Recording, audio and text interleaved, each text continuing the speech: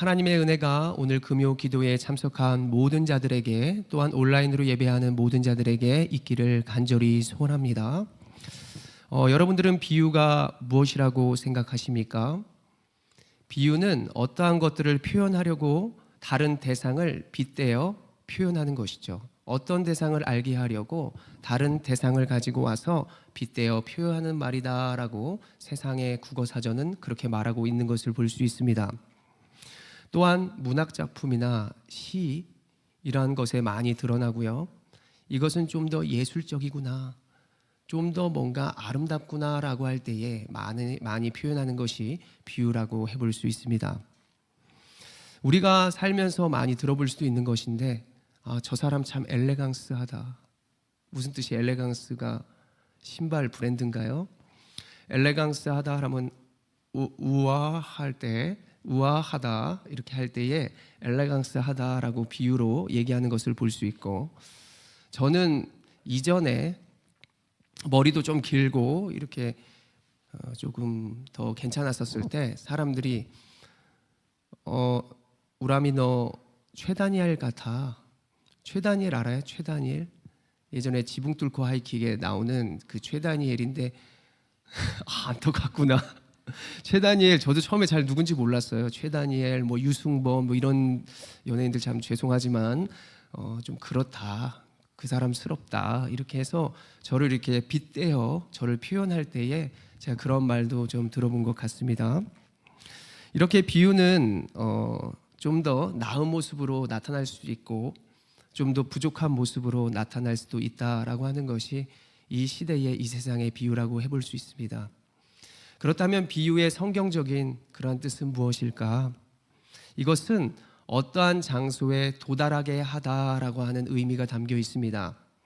어떠한 장소에 도달하게 하다, 우리가 모르는 것을 그곳에 가게 함으로써 그것을 알게 한다라고 하는 뜻을 가지고 있다는 것이죠. 예수를 통하여 하나님 나라에 도달하게 하다, 말이 되죠.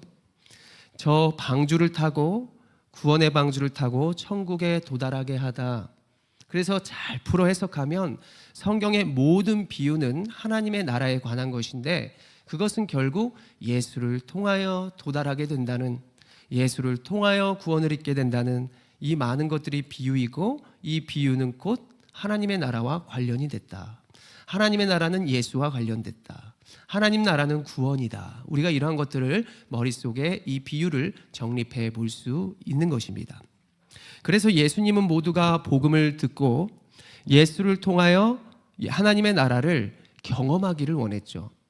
경험하고 그 하나님의 나라를 내가 마음에 품고, 또한 예수를 깊이 생각해서 예수님이 없다 할지라도 이미 얻은 구원을 가지고 계속해서 그 나라에 도래하게 될 것을 소망하며 살아가기를 하나님은, 또한 예수님은 바라보고 계셨다라고 한다는 것으로 우리는 말씀을 드릴 수 있습니다. 그런데 비유에는 특징이 있는데, 비유는 어떠한 사람에게는 모르는 거예요. 쉿, 비밀이야. 왜 비밀이에요? 부모님이 알면 안 되거든요. 비밀이야. 그런데 그 누구는 알고 있는 것입니다. 너와 나는, 너 나 때문에 그 비밀 알게 된 거야. 다른 사람한테 말하지 마. 누구한테는 감추어진 게 되지만 누군가는 그것을 알 수 있는 것이죠. 누군가를 통하여. 그래서 비밀에 대한 특징은 누군가에게는 비밀이 되어지고 감추인 게 되지만 누군가에게는 그 비밀이 드러나게 되며 알게 되는 기쁨이 있는, 그것이 비밀이다라고 해보는 특징이라고 할 수 있는 것입니다. 한번 저를 따라해 봅니다. 하나님 나라는 예수를 통해 나타난다. 하나님 나라는 예수를 통해 이해된다. 믿으시기를 바랍니다. 그래서 우리는 하나님의 나라를 먼저 이렇게 알고 있어야 하는데요, 제가 말씀을 드렸던 것입니다. 하나님의 나라는 먼저 장소적인 개념보다는 통치의 개념으로 이해를 하고 있어야 됩니다. 왜냐하면 우리가 광야라는 곳에 만약에 있다면 내가 하나님 나라를 이미 알고 있고, 하나님 나라는 아프지도 않대, 하나님 나라는 배고프지도 않대, 항상 기쁘대, 주님과 동고동락하는 곳이대, 이렇게 생각을 장소적인 개념으로 해버리면 세상 살아가면서 광야를 걸을 수도 있고, 하나님은 때로는 우리에게 음침한 골짜기로 다니면서 복음을 전하게 할 수도 있는데, 장소적인 개념을 계속 생각하면 음침한 골짜기로 나아갈 때 시험을 더 많이 받게 되는 경우를 볼 수 있죠. 그러나 하나님 나라를 받아들일 때 믿음의 사람들은 통치의 개념으로 받아들이게 된다면, 하나님 나라가 음부의 권세도 이기고, 하나님의 나라가 광야에서도 임할 수 있고, 하나님 나라가 음침한 골짜기에도 임할 수 있다. 내가 하나님의 능력과 권세로 이길 수 있다라고 하는 통치의 개념을 갖고 있으면 어떤 상황에도 우리가 요동하지 않고 믿음을 지킬 수 있는 그러한 것들을 알게 되는 것이죠. 그렇게 살게 되는 것이죠. 그래서 하나님의 나라는 개념보다, 장소의 개념보다 통치의 개념으로 이해해야 한다는 것입니다. 한번 따라합니다. 장소보다 통치이다. 그렇습니다. 장소보다 하나님이 왕이 되시고 그분이 통치하신다라는 개념을 잊지 않으면 우리는 어떤 상황에도 믿음으로 승리하는 예수님의 제자가 될 줄로 믿습니다. 두 번째로는 하나님의 나라는 현재와 미래성이 있다는 것이죠. 지금의 하나님의 나라가 임했는데 왜 너 그것밖에 안 되는 거야? 왜 지금 하나님의 나라가 임했는데 왜 이렇게 아픈 사람이 많은 거야? 하나님의 나라는 이미 임하게 되었고, 예수를 통하여 고침을 받게 되고 회복이 되고 우리가 죄사함을 얻게 되었다는 것을 알게 됐죠. 동물을 잡지 않아도 이제 제사장을 통하지 않아서도 죄사함을 받게 되었다는 것입니다. 이미 죄사함을 받게 되었다는 현재성. 나 구원받았네. 근데 왜 또 오늘 아픈 거야? 이것에 대한 인생의 여정에 있어서 현재성이 있지만 미래성도 있다는 것이죠. 하나님이 우리를 구원해 줬는데 너 성격 왜 그래? 나 예수님 못 믿는 사람인가 봐. 낙심하는 게 아니라 나 지금 믿음의 여정, 성화 가운데 있어. 성화 봉송하러 가는 길이야. 이렇게 생각을 하면 돼요. 너 왜 그것밖에, 엄마 왜 믿는 사람이, 엄마 집사님이 왜 그래요? 엄마 지금 성화되는 과정이거든. 나 워낙 내 환경이 그냥 욕만 들어먹고 커서 그래. 여러 가지 우리의 어려운 환경들이 있을 수 있거든요. 그곳에서 하나님의 나라의 여정까지 가는 가운데 우리는 성화되어 가는 것입니다. 그래서 성화되어 가는 과정 가운데에는 완전한 나라가 미래성이기 때문에 그때는 우리 예수님 붙들어야 되는 거예요. 예수님 붙들면 안 되도록 일부러 성화되는 과정, 구원의 견인의 과정에 우리를 두셨다는 것이죠. 자녀에게 다 줘버리면 자녀가 부모 떠나겠죠. 계속해서 떠났다가 다시 왔다가 떠났다가 왔다가 하는 것이 성경 속의 인물들인데 어떻게 떠났다 왔다 자유로울 수 있을까요? 이미 구원받았으니까. 구원받았고 그 여정 가운데 쓰러질 수도 있고 그 여정 가운데 다시 주님 붙들고 일어설 수 있다는 그 과정에 현재성과 미래성의 그 과정 중에 있다라고 우리는 해볼 수 있는 것입니다. 다시 한번 저를 따라합니다. 하나님 나라는 현재성과 미래성이 있다.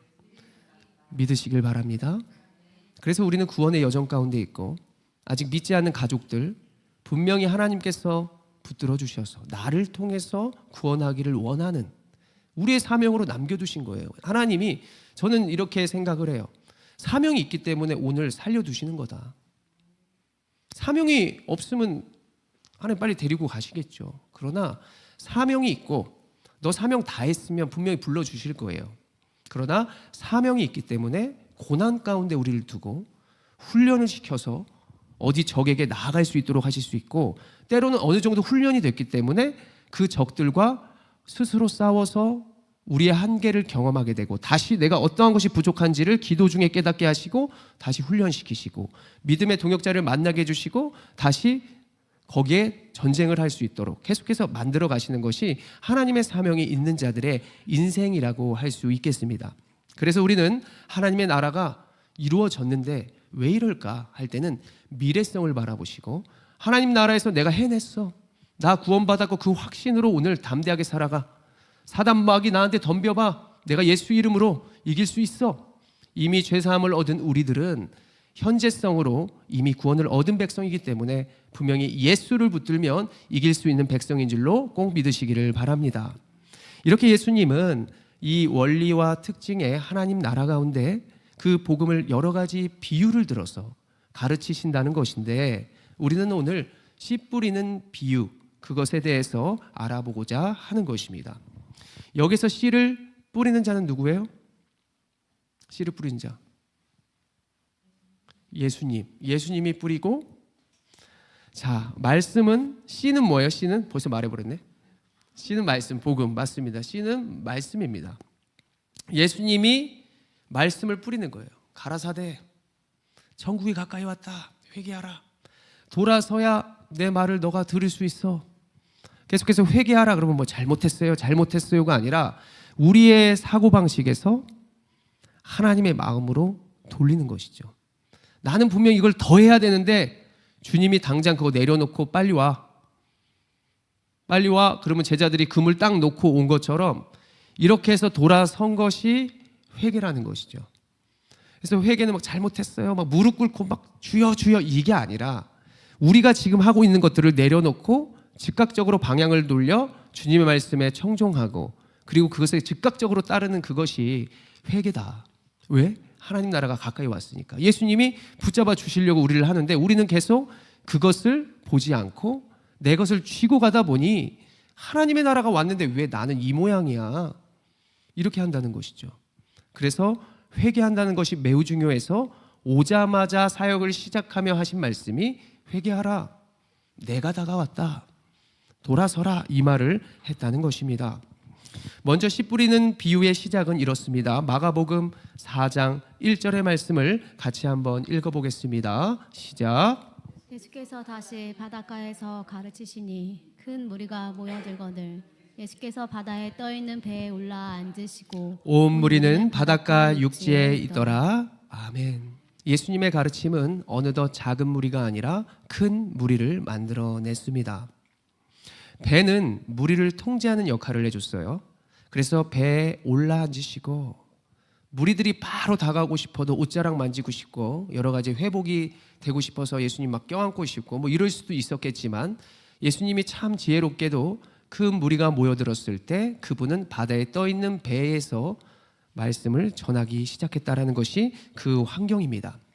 그런데 이제 그 가르침을 어떻게 시작하느냐? 마가복음 4장 2절의 말씀 읽겠습니다. 시작. 이에 예수께서 여러 가지 비유로 가르치시니 그 가르치시는 중에 그들에게 이르시되 아멘. 비유로 가르치신다는 거예요. 누군가는 예수를 통해서, 입술을 통해서 듣게 하시는데 누구는 예수님을 통해서도 못 듣는 사람들이 있어요. 분명히 예수를 통해서는 비유를 안다고 했는데 누군가는 듣지를 못한다. 우리가 구약에, 제가 새벽에도 말씀드렸지만 바로 왕 같은 경우는 그 모세의 능력을 보고도 하나님을 믿지 않았어요. 출애굽기의 성경을 보면 하나님이 그를 완악하게 하사, 그의 마음을 완악하게 이미 해버려서 이미 무조건적인 선택으로 걔는, 바로는 백날 그 능력을 10가지 재앙을 통해서 보더라도 듣지를 않아요. 9가지 때까지도 백성들을 내보내지 않는다는 거죠. 그런데 성경에서 계속 말씀하는 것이 바로의 마음을 하나님께서 완악하게 하사, 그의 마음은 무조건적으로 듣기는 들어도 못 듣는 거예요. 귀로는 들어도 못 듣는다. 눈으로 보아도 믿지 못하는 거예요. 그것이 무조건적인 선택. 우리가 무조건적인 선택으로 부르심을 받고 구원을 입은 것처럼 구원을 못 입는 무조건적인 선택의 사람들이 하나님의 역사 가운데 있었다는 것이죠. 구원의 역사 때문에, 하나님의 계획 때문에 그는 들어는 들어도, 귀로 들어도 절대 듣지 못하는 그런 이사야 선지자의 말씀처럼 그는 그럴 수밖에 없다는 것. 큰 자가 작은 자를 섬기는 그런 모습도 마찬가지의 하나님의 무조건적인 선택인 것이죠. 이것은 누군가에게 숨기려는 것, 이해되지 않는 것으로 결과가 나타나게 될 수도 있다는 것입니다. 그런데 성경의 비유는, 성경의 비유의 의미는 누구를 통하여 어디까지 도달하게 된다. 우리는 예수를 통하여 다시 한번 이 자리에 있는 줄로 믿으시기를 바랍니다. 마가복음 4장 3절의 말씀 우리가 같이 읽어봅니다. 시작. 들으라, 씨를 뿌리는 자가 뿌리러 나가서. 아멘. 이제 말씀에서 계속 나오는 부분이, 이제 씨를 뿌리는데 네 군데에 이렇게 뿌려지게 돼요. 예수님이 말씀을 뿌립니다. 뭐 가버나움에 갈 수 있고 갈릴리에 갈 수 있고 여러 지역과 지방으로 흩어지면서 아마 갈 수도 있었을 거예요. 그런데 먼저는 어디에 떨어졌느냐? 마가복음 4장 4절의 말씀 시작. 뿌릴새 덜어는 길가에 떨어짐에 새들이 와서 먹어버렸고 아멘. 이 당시 농사법은 우리와 다르게 씨를 뿌린 다음 땅을 이렇게 갈았다고 합니다. 보통 어떻게 하죠? 우리나라는? 그렇죠. 근데 씨를 뿌린 다음 막 이렇게 한다는 거예요. 밭을 갈았다고 합니다. 그런데 먼저는 길가에 뿌려진 씨 4절을 보시면 누가 와서 먹나요? 새들이 와서 먹었다. 이거는 어떠한 비유냐? 우리가 읽지 않았지만 15절 마가복음 4장 15절 시작. 말씀이 길가에 뿌려졌다는 것은 이들을 가리킴이니 곧 말씀을 들었을 때에 사탄이 즉시 와서 그들에게 뿌려진 말씀을 빼앗는 것이요. 아멘. 사탄의 방해로 말씀에 전혀 감동이 없는 것을 말씀해 주는 것입니다. 사단이 우리의 마음 가운데에 또한 우리의 생각 가운데에 우리의 인생 가운데에 그 전혀 감동이 없을 수 있는 그런 마음을 주는 것과 같다. 우리는 이 네 가지의 밭을 계속해서 살펴볼 것인데 지금 첫 번째 밭이에요. 근데 이건 나랑 상관없어. 왜? 나는 이미 30배, 60배, 100배 구원을 받았으니까. 이렇게 받아들여서는 안 되고 믿는 자가 오늘의 말씀을 볼 때는 먼저 내 자신을 보고 그리고 내 주변을 봐야 된다는 것입니다. 주변은 누구를 판단하기 위한 그 주변이 아니라 복음을 위해서 내가 전도하고 싶은 사람들, 우리의 가족들을 생각하는 것이죠. 나를 생각하고 우리의 주변을 바라보면서 이 네 가지의 밭을 우리는 살펴보기를 원하는 것입니다. 마귀, 사단, 욥에게도 사단이 시험을 했고요. 예수님에게도 사단이 시험을 했어요. 그때마다 말씀으로 이겼죠. 근데 우리가 이 말씀을 들었는데 감동이 없다. 그렇다면 무슨 문제가 있는 거예요. 사단이 김우람 목사를 되게 싫어하게 만든다는 거죠. 쟤 뭐야? 나보다도 어린 것이 뭐 말씀을 전하겠다고. 감동이 없는 거죠. 그러니까 오늘 이 첫 번째의 밭에 뿌려진 길가는 우리의 생각이 정말 진짜 길가에 있는 것처럼 사단이 그 말씀을 듣지 못하도록 감동이 없도록 방해하는 그러한 모습들, 그리고 그러한 마음 자세를 가지고 있는 사람들, 때로는 우리의 자신일 수 있고 우리가 교회에 신앙생활 한다고 할 때에도 계속 방해하는 거예요. 그러나 너무 유별나게 하니까 또 가족들이 그럴 수도 있겠지만 진짜 내가 그 복음을 아름답게 전하려 하고 그 말씀 내가 유튜브로 이렇게 뭘 듣고 있는데 그만 좀 들으라고 계속 사단이 우리의 가정과 또 내 인생의 모든 모습들 가운데 방해할 수도 있다. 감동을 받아야 되는데 감동받지 못하도록 주변이 가만두지를 않는, 그게 첫 번째 밭의 비유라는 것입니다. 그리고 두 번째는 마가복음 4장 5절의 말씀인데요. 같이 읽어봅니다. 시작. 털어는 흙이 얕은 돌밭에 떨어짐에 흙이 깊지 아니하므로 곧 싹이 나오나. 아멘. 5절을 띄어보고 계시면 어떤 밭인가요? 돌밭. 흙이 깊지 않죠. 이 해석은 마가복음 4장 16절 17절의 말씀인데요. 같이 읽어봅니다. 시작. 또 이와 같이 돌밭에 뿌려졌다는 것은 이들을 가르킴이니 곧 말씀을 들을 때에 즉시 기쁨으로 받으나 그 속에 뿌리가 없어 잠깐 견디다가 말씀으로 인하여 환난이나 박해가 일어나는 때에 곧 넘어지는 자요. 자, 한번 따라 볼까요? 곧 넘어지는 자요. 곧 넘어지는 거예요. 환난과 핍박을 받으면 신앙을 포기하는 그러한 모습을 가리키고 있습니다. 유혹과 핍박이 몰려와도 주 섬기는 내 마음 변치 않아. 그 찬양이 갑자기 생각납니다. 이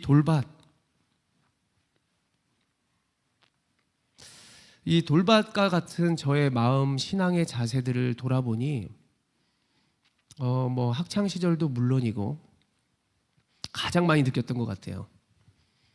신앙을 포기하는 모습. 신앙이라는 것이 무엇일까요? 뭐 사역을 2개, 3개 했는데 갑자기 하나로 준 거? 그것은 아닐 거예요.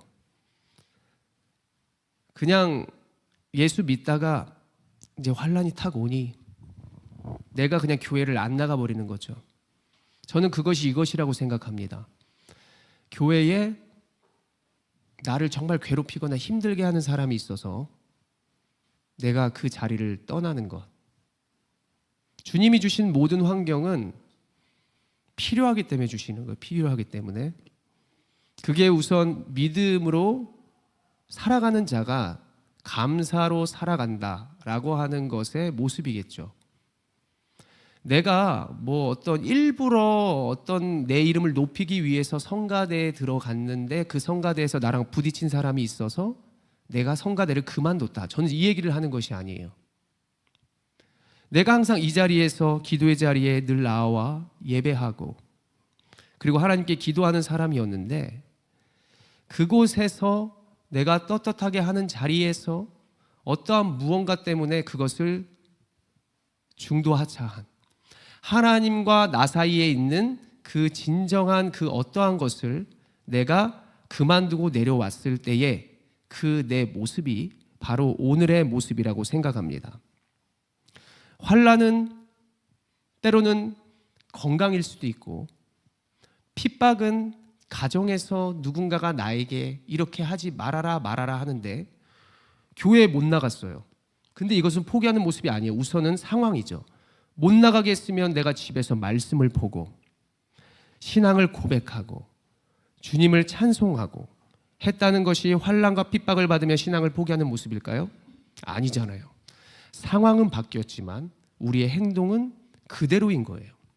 그러나 지금 오늘 돌밭에 이거 말하는 것은 정말 내가 그렇게 차단이 되고 무슨 핍박이 있었을 때 집에서도 뭐 그냥 안 하는 거예요. 이제 주님께 나아갔던 주님과의 관계를 끊어버리는 거죠. 내가 교회에서 주님과 나아가는 뭐 예수의 이름으로 나아가는 그 성전에 대한 신앙은 있을 수 있지만 그것이 우선 단절되고 핍박 때문에 끊어졌다면 코로나 때문에 어떻게 됐다면 어떻게 예배라도 드리려고 하는 것이 우리가 포기하지 않는 모습이지 않을까. 그런데 그것조차도 하지 않으려고 하는 모습이 환난과 핍박 속에서 코로나라는 어려움 가운데서 신앙을 버린 모습은 다 돌밭과 같은 신앙의 자세의 모습이다. 우리가 이렇게 이것을 설명해 볼 수 있겠습니다. 이번에는 3번째인데요. 마가복음 4장 7절의 말씀 같이 읽어봅니다. 시작. 더러는 가시떨기에 떨어짐에 가시가 자라 기운을 막음으로 결실하지 못하였고. 3번째는 가시떨기에 떨어진 그러한 씨입니다. 마가복음 4장 18절부터 19절의 말씀을 보면 이것이 어떠한 것인지를 보여주는데요. 읽겠습니다. 시작. 또 어떤 이는 가시떨기에 뿌려진 자니 이들은 말씀을 듣기는 하되 세상의 염려와 재물의 유혹과 기타 욕심이 들어와 말씀을 막아 결실하지 못하게 되는 자요. 아멘. 가시가 기운을 막았는데 세상의 재물과 염려 때문에 내가 믿음의 결실이 없는 거죠. 신앙을 버리게 되는 것과 같습니다. 이것에서 자유할 수 있는 사람이 있을까? 저는 이게 제 인생 가운데에서 이런 모습이었을까 싶은데 이제 뭐 아버지 제가 아프신 얘기는 많이 했으니까 그 집안에 어려워서 병원비를 이제 벌고 또 가장으로서 뭘 하려고 이제 직장 생활을 해야 되는데 어떻게 또 그게 돈이 제일 많이 돼서 제가 주일날에도 이렇게 출근을 해야 하는 이런 가구 영업이라든가 이제 판매 뭐 이런 것들도 이제 하게 된 거예요. 그러다 보니까 주일을 한 달에 2번을 빠지고 때로는 3번까지도 빠지는 거예요. 근데 진짜 신기한 거는 2번 빠지잖아요. 근데 어느 날은 주일날 갈 수 있었어요. 근데 토요일까지 일하니까 너무 피곤해. 그러니까 이제 교회에서 전화가 오죠. 뭐 집사님이 전화 올 수 있고 뭐 청년 리더들이 전화 올 수 있죠. 우람아 오늘 뭐 일이야? 그러면 뭐라 그럴게요? 오늘도 일해. 무슨 거짓말을 하더라는 것이죠. 그러니까는 내 인생 가운데에서 처음에는 주의를 어기는 게 되게 신선했어요. 이렇게 주의를 어길 수 있구나. 근데 부모님 참 걱정했겠죠. 신앙생활을 얘가 가정 형편 때문에 배운 것은 없고 주일날까지 일해야 되는 어떤 직장을 나가야 되는 어떤 이런 부분. 근데 저는 처음에는 되게 주일을 안 나가는 게 낯설었는데 나중에 되니까 이것이 익숙해지다 보니까 뭐 주일 나갈 수 있는데도 한 달에 한 번만 나가면 되지 뭐. 그리고 뭔가 우람아 너 많이 힘들지? 너 되게 너 이렇게 힘들겠다 이러면은 하나도 안 힘들어요. 괜찮아요. 이렇게 나오는 게 아니라 더 이렇게 하는 거예요. 더 위축되고 더 힘든 사람처럼 보이고 더 그런 식으로 세상에 가둬버리는 내 모습, 외식적인 사람이 되고 신앙이 변질되고 이러한 모습들을 하게 되더라는 것입니다. 물론 여기에서 세상의 염려와 재물, 유혹, 욕심 때문에 믿음의 결실이 없다. 이것이 정말 이거와 딱 맞을지는 모르겠지만 우리 지금 이 말씀을 듣는 성도들, 우리가 여러 가지의 염려, 그것 때문에 더 신앙에 대한 부분이 뒤로 후퇴한 적은 없었는지, 또한 재물 때문에 내가 무엇을 시작했는데 물론 재물이 없어서 그럴 수 있죠. 재물이 그 기준이 항상 어떤 기준이냐는 거죠. 강남에 몇십 평 이상의 그런 어떤 큰 집을 가지고 있는 그런 거에 기준을 세우자는 게 아니라 정말 일반적인 기준, 늘 나보다 잘 먹고 잘 살고 이런 사람들에 대한 기준을 잡으면 이거 지금 우리랑 다 상관없다고 생각하겠죠. 재물이 당연히 있어야 하나님 영광 위하여 사용하고 재물이 있어야 내가 신앙생활하고 염려가 없죠. 그런데 이 염려의 기준과 이 재물의 기준이 정말 하나님 앞에서 내가 염려하지 말아야 될 것까지 이렇게 염려하고 불안해하는가. 재물도 이 정도면은 내가 어디 시골 가서, 그리고 이 정도면은 내가 어느 나라 가서도 살 수 있는 정도의 기준인데 언제까지 기준을 계속 잘 사는 그러한 대단한 사람들에게만 맞추고 살고 있냐는 거예요. 하나님 앞에서 양심을 묻고 떳떳하게, 때로는 토로하고 하나님 주십시오 할 수 있죠. 떳떳하니까.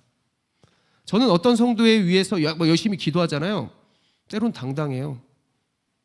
목사님 이거 주세요. 네, 먹을게요. 나 기도하고 있으니까요. 이렇게 떳떳한 신앙, 그 기준 속에서 내가 오늘 이 가시의 기운을 생각해 봐야 한다는 것입니다.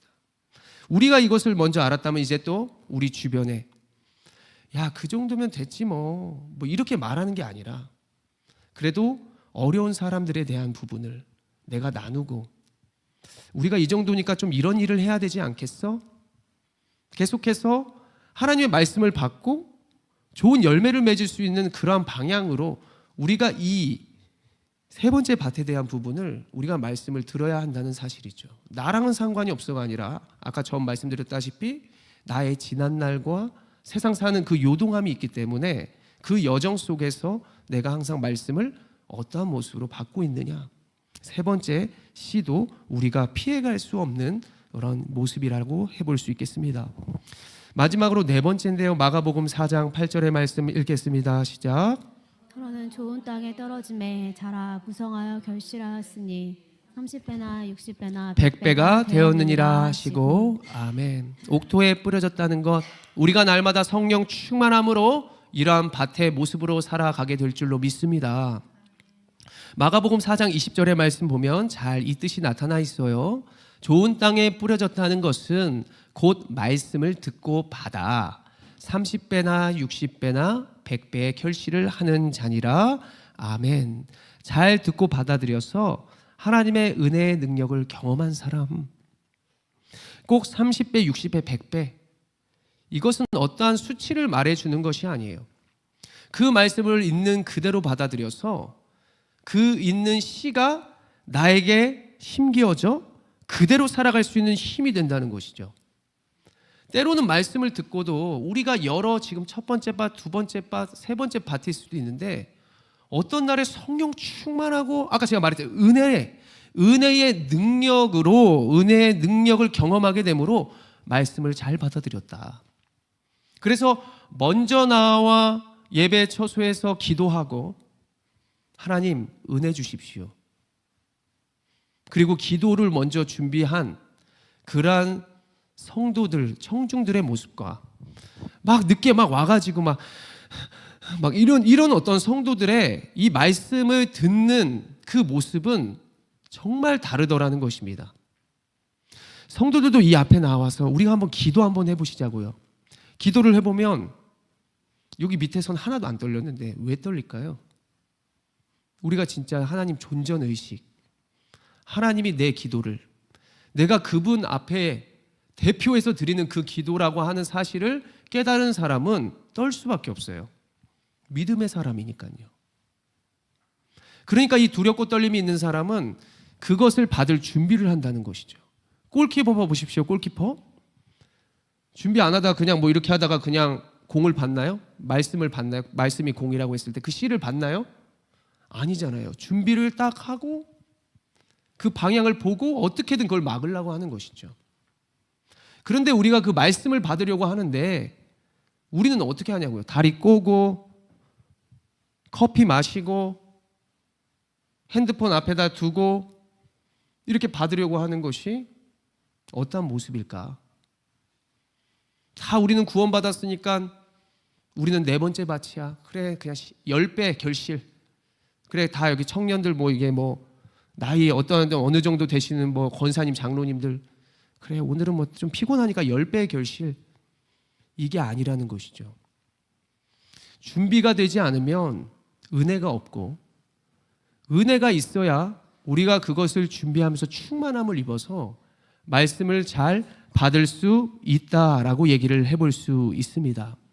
이것을 뭐라고 얘기하느냐? 한번 따라해 봅니다. 하나님 뜻대로 행하는 자, 하나님께 순종하는 자, 우리가 되어야 할 줄로 믿습니다.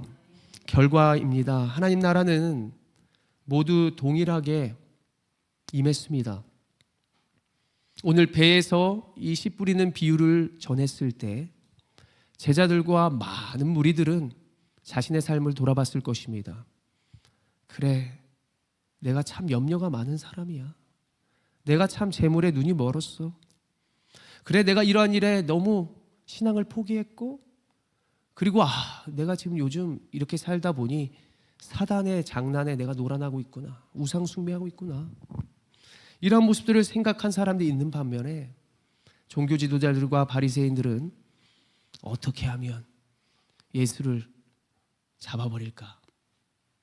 아까 말했던 것처럼 이들의 역할이 하나님의 역사와 십자가에 나아가는 과정 중에 계속해서 사단에 매여 예수님의 복음을 방해하는 자로 종교 지도자들은 계속해서 나아가는 모습을 보게 됩니다. 우리가 그것을 깨달을 수 있도록 하나님이 이미 계획하신 것이죠. 바로의 마음을 완악하게 한 것처럼 계속해서 복음서를 보면 율법학자라든가 바리새인들, 서기관들은 예수님의 복음을 막고 그분의 말씀을 들을 수 없도록 충동질하고 그리고 우리가 잘 아는 바울 역시도 주님을 경험하기 전에는 사울로서 그 복음을 계속해서 막는 그러한 역할을 하고 있었던 그 모습이 사울의 모습이었습니다. 그런데 우리의 가족들 사울의 모습일 수 있죠. 그런데 주님을 만남으로써 주님의 복음 전도자가 되고 온전한 사도가 되어서 복음을 담력 있게 담대하게 이렇게 전하게 된 모습처럼 우리가 온전한 마음으로 온전한 은혜와 능력을 경험하는 자로서 늘 살아감으로 말미암아 우리 주변의 사울과 같은 사람을 바울로 만들어야지.